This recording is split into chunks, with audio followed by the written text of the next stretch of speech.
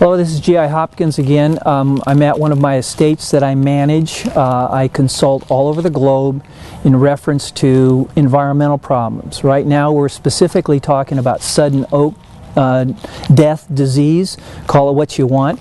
But it's not just about the oak trees. Yes, it's killed 1 million oak trees across the United States. Yes, they're dying. Yes, they're going to be tinder for major forest fires. But the problem is not just looking for a solution to this one particular disease issue that happens to be in the soil. It's a water-borne disease. And if you look at the manifestations of this disease, it's almost like herpes on the leaves. A little lesion forms, just identical to herpes, with raised edges around it. Water gets inside in the leaf area, and then that's where it starts propagating, if you would. The access is through the root system, okay? So we have major issues. It's getting in through the leaf system. It's getting in through the root system. And I don't want to argue the exacts on this thing. All we do as environmental consultants is collect all the data. The issue that we have is that we are trained in many disciplines: soil, air quality, water quality, the exhaust from the jets. So, you know, we take the American Indian standpoint of how we solve solution. Now, for a tree, what is above, so is below. Okay, so the same branches that you see upward would mimic, if you would, the root system down below. So you have to study from a Google eye point. You get way up into the sky and you say, well, what's happening way up there? Okay, we have planetary issues that are changing the Schumann resonance, the vibratory frequency, the baseline of the planet. Now, some people think that's a crock. I don't care. We're taking all the information we can from every source that we can and looking at it all. Then down from there you have the planetary influence of comets.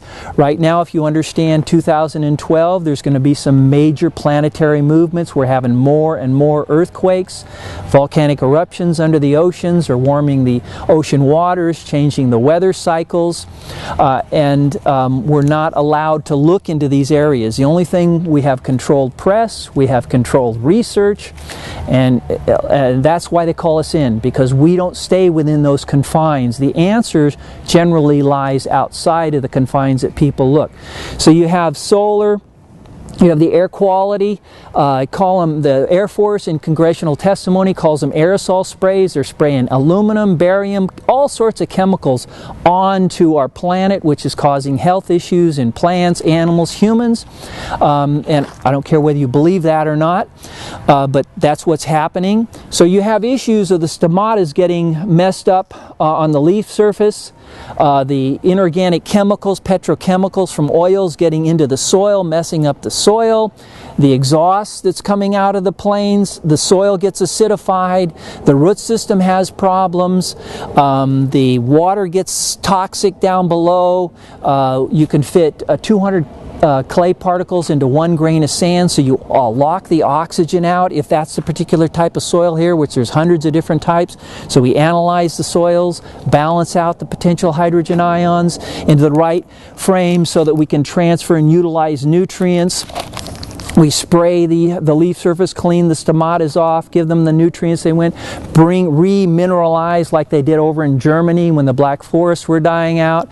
We have multitudes of ways in which we address 100 different things that the universities do not even look at, because they're looking at one issue that the chemical companies will pay them for that drug so they can sell and make their money. I'm not interested in money. We do this out of our heart. There's an issue here, folks. If you can give me any of your information that could help me disseminate more information, I'd appreciate it. No disrespect for all you brainiacs. You're really way smarter than I could ever be in your particular areas. Just open up your mind a little bit to understand that there are solutions outside the box. Thanks a lot. We'll see you next time.